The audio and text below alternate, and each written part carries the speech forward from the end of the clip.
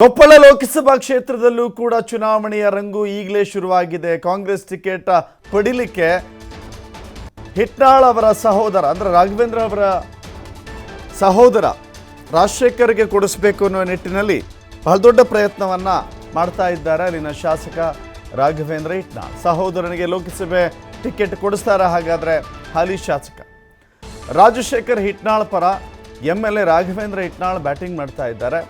ಕಳೆದ ಬಾರಿ ಕಡಿಮೆ ಅಂತರದಿಂದ ಸೋತಿದ್ರು.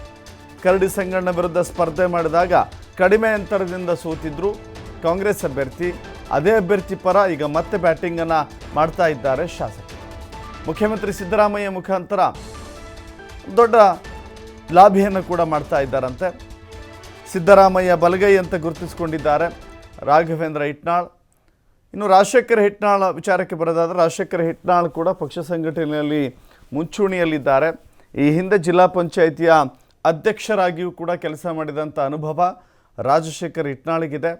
ಹೀಗಾಗಿ ರಾಜಶೇಖರ್ ಹಿಟ್ನಾಳ್ ಈ ಬಾರಿಯೂ ಕೂಡ ಕಾಂಗ್ರೆಸ್ ಅಭ್ಯರ್ಥಿ ಆಗ್ತಾರೆ ಅಂತೇಳಿ ಹೇಳಿ ಕೇಳಿ ಕೊಪ್ಪಳ ಲೋಕಸಭಾ ಕ್ಷೇತ್ರದಲ್ಲಿ ಅತಿ ಹೆಚ್ಚಾಗಿ ಕುರುಬ ಸಮುದಾಯದ ಮತಗಳಿದ್ದಾವೆ. ಕೊಪ್ಪಳ ಭಾಗದಲ್ಲಿ ಅತಿ ಹೆಚ್ಚಿನ ಪ್ರಮಾಣದಲ್ಲಿ ಕುರುಬ ಸಮುದಾಯದ ಮತಗಳು ಹೆಚ್ಚಿರುವ ಕಾರಣಕ್ಕಾಗಿ ಕುರುಬರಿಗೆ ಅಲ್ಲಿ ಅವಕಾಶ ಕೊಡಬೇಕು ಅನ್ನೋದು ಕೂಡ ಒತ್ತಾಯ ಇದೆ. ಅದನ್ನು ರಾಘವೇಂದ್ರ ಹಿಟ್ನಾಳ್ ಅವರು ಬಹಳ ಬಲಯುತವಾಗಿ ಪ್ರತಿಪಾದನೆ ಮಾಡ್ತಾ ಇದ್ದಾರೆ. ರಾಜಶೇಖರ್ ಹಿಟ್ನಾಳ್ ಅವರಿಗೆ ಟಿಕೆಟ್ ಕೊಡಿಸಬೇಕು ಅನ್ನೋ ನಿಟ್ಟಿನಲ್ಲಿ ದೊಡ್ಡ ಪ್ರಯತ್ನ ಮುಂದುವರೆದಿದೆ.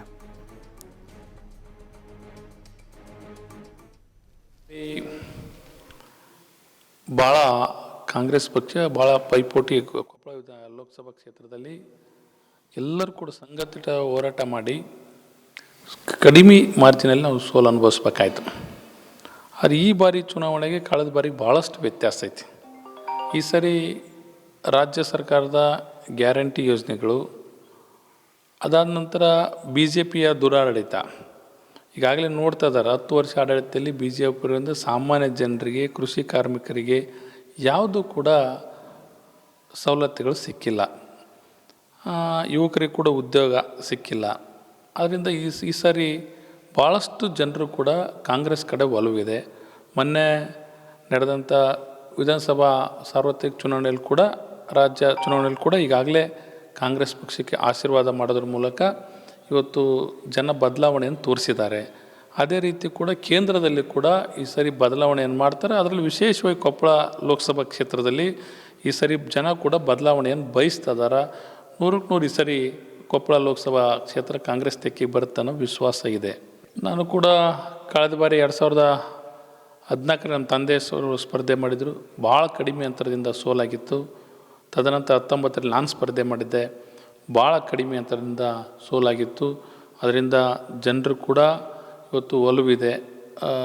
ಕಾಂಗ್ರೆಸ್ ಪಕ್ಷ ಕೂಡ ಕೊಡುತ್ತನ್ನೋ ವಿಶ್ವಾಸ ಕೂಡ ಇದೆ. ಒಳ್ಳೆಯ ಕಾಂಗ್ರೆಸ್ ವಾತಾವರಣ ಇದೆ. ಗೆಲ್ಲುತ್ತನ್ನೋ ವಿಶ್ವಾಸನೂ ಇದೆ. ಕಳೆದ ಬಾರಿ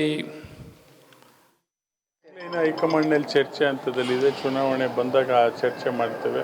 ಅನೇಕರ ಆಕಾಂಕ್ಷಿಗಳಿದ್ದಾರೆ. ಅಲ್ಟಿಮೇಟ್ಲಿ ಹೈಕಮಾಂಡ್ ಕಳೆದ 2014ರಲ್ಲಿ 2019ರಲ್ಲಿ ಎರಡು ಕೂಡ ಒಮ್ಮೆ ನಮ್ಮ ತಂದೆಯವರು ಸ್ಪರ್ಧೆ ಮಾಡಿದರೆ ಅನೇಕ ಸ್ಪರ್ಧಾರ್ಥಿಗಳು ಇದ್ದಾರೆ.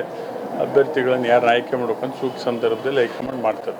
ಈಗಾಗಲೇ ಹೈಕಮಾಂಡ್ನಲ್ಲಿ ಚರ್ಚೆ ಹಂತದಲ್ಲಿದೆ. ಚುನಾವಣೆ ಮತ್ತಷ್ಟು ಮಾಹಿತಿ ನಮ್ಮ ಪ್ರತಿನಿಧಿ ನಾಗರಾಜ್ ನೀಡ್ತಾರೆ. ನಾಗರಾಜ್, ಕಳೆದ ಬಾರಿಯೂ ಕೂಡ ಅವರು ಹೇಳಿದಂತೆ ಅತ್ಯಲ್ಪ ಮತಗಳ ಅಂತರದಲ್ಲಿ ಸೋಲಾಗಿತ್ತು. ಈ ಬಾರಿ ಪೂರಕ ವಾತಾವರಣ ಇದೆ ಅಂತ ಹೇಳಲಾಗ್ತಾ ಇದೆ. ಟಿಕೆಟ್ ನೀಡುವ ವಿಷಯದಲ್ಲಿ ಹೈಕಮಾಂಡ್ ಯಾವ ರೀತಿ ಧೋರಣೆಯನ್ನು ಅನುಸರಿಸಬಹುದು ಅಂತ ಹೇಳಿ.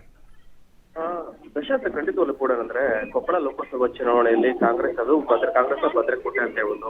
2014ರಲ್ಲಿ ಈಗಿನ ಶಾಸಕರಾದಂತ ರಾಘವೇಂದ್ರ ಹಿಟ್ನಾಳ್ ಅವರ ತಂದೆ ಬಸವರಾಜ ಹಿಟ್ನಾಳ್ ಅವರು ಕೂಡ ಸ್ಪರ್ಧಿಸಿ ಕೇವಲ ಕೆಲವೇ ಮತ ಅಂತರಗಳಿಂದ ಸೋಲುಣಿಸಿದ್ರು. ತದನಂತರ 2019ರಲ್ಲಿ ಕೂಡ ಏನಂದ್ರೆ ರಾಘವೇಂದ್ರ ಹಿಟ್ನಾಳ್ ಅವರ ಸಹೋದರ ಅಂತ ರಾಜಶೇಖರ್ ಹಿಟ್ನಾಳ್ಗೆ ಟಿಕೆಟ್ ನೀಡಲಾಗಿತ್ತು. ಅಂದಿನ ಸಂದರ್ಭದಲ್ಲಿ ಕೂಡ ಕೇವಲ 25,000 ಮತ ಅಂತರಗಳಲ್ಲಿ ಏನಂದ್ರೆ ರಾಜಶೇಖರ್ ಹಿಟ್ನಾಳ್ ಸೋಲುಣಿಸಿದ್ರು. ಆದ್ರೆ ಇದೀಗ ಮತ್ತೆ ಏನಂತಂದ್ರೆ ಏನು ಸೋಲಿನ ಅನುಕಂಪ, ಅದ್ರ ಜೊತೆಗೆ ಕಾಂಗ್ರೆಸ್ನ ಈಗಿನ ಗ್ಯಾರಂಟಿ ಯೋಜನೆಗಳು ಕಾಂಗ್ರೆಸ್ ಕೈ ಹಿಡುವ ಸಾಧ್ಯತೆ ಹೆಚ್ಚಾಗಿರೋದ್ರಿಂದ ಈ ಕಾರಣಕ್ಕಾಗಿ ಏನು ಬ್ಯಾಕ್ವರ್ಡ್ ಅಂದ್ರೆ ಹಿಂದುಳಿದ ವರ್ಗದ ಅನುಸಾರವಾಗಿ ಈಗ ರಾಜಶೇಖರ್ ಹಿಟ್ನಾಳ್ಗೆ ಟಿಕೆಟ್ ಕೊಡ್ಬೇಕು ಅಂತೇಳಿ ಸ್ವತಃ ಕೊಪ್ಪಳದ ರಾಘವೇಂದ್ರ ಹಿಟ್ನಾಳ್ ಅವರು ಈಗ ಹೋಗಿ ಸಿಎಂ ಅವರು ಸೇರಿದಂತೆ ಹೈಕಮಾಂಡ್ ಅವರು ಕರೆತಟ್ಟಿರುವುದು.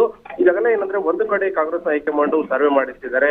ರಾಜಶೇಖರ್ ಹೆಗ್ಗಳಿಕೆ ಕಳೆದ ಬಾರಿ ಕೆಲವೇ ಮತಗಳ ಅಂತರದಲ್ಲಿ ಸೋತಿದ್ದಾರೆ. ಈ ಬಾರಿ ಟಿಕೆಟ್ ಕೊಟ್ಟರೆ ಖಂಡಿತವಾಗ್ಲೂ ಕೂಡ ಕಾಂಗ್ರೆಸ್ ಅಲ್ಲಿ ಜಯ ಗಳಿಸಿಕೊಂಡಿರುತ್ತೆ. ಅದರ ಜೊತೆಗೆ ನಮಗೆ ಕೇಂದ್ರದಲ್ಲಿ ಅಧಿಕಾರ ಹಿಡಿಯಲು ಸಾಧ್ಯವಾಗುತ್ತೆ ಅಂತ ಹೇಳಿ ಕೆಲವೊಂದಿಷ್ಟು ಸರ್ವೆಗಳು ಹೇಳಿರುತ್ತದೆ. ಆ ಕಾರಣಕ್ಕಾಗಿ ರಾಜಶೇಖರ್ ಹೆಗ್ಗಳಿಕೆ ಕೂಡ ನನಗೆ ಟಿಕೆಟ್ ಕೊಡಿ, ಯಾಕಂದ್ರೆ ನಮ್ಮ ನಾನು ಅನುಕಂಪ ಏನಂದ್ರೆ ಕಾಂಗ್ರೆಸ್ನ ಸಿದ್ದರಾಮಯ್ಯ ಅವರ ಅಧಿಕಾರ, ಅದರ ಜೊತೆಗೆ ಅಭಿವೃದ್ಧಿ ಕಾರ್ಯಗಳು ನಮಗೆ ಬಹಳ ತಂದು ಕೊಡಲಿದೆ. ಆ ಕಾರಣಕ್ಕೆ ಈ ಬಾರಿ ಖಂಡಿತವಾಗ್ಲೂ ಗೆಲ್ಕೊಂಡ್ ಬರ್ತೀನಿ. ನನಗೆ ಟಿಕೆಟ್ ಕೊಟ್ರೆ ಖಂಡಿತವಾಗ್ಲೂ ನಾನು ಗೆದ್ದು ಬರ್ತೀನಿ.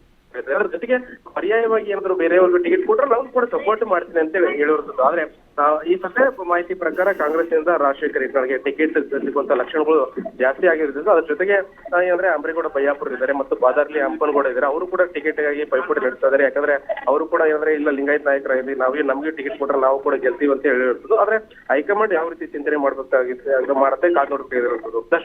ಎಸ್, ಥ್ಯಾಂಕ್ ಯು ನಾಗರಾಜ್ ನಿಮ್ಮೆಲ್ಲ ಮಾಹಿತಿಗೆ.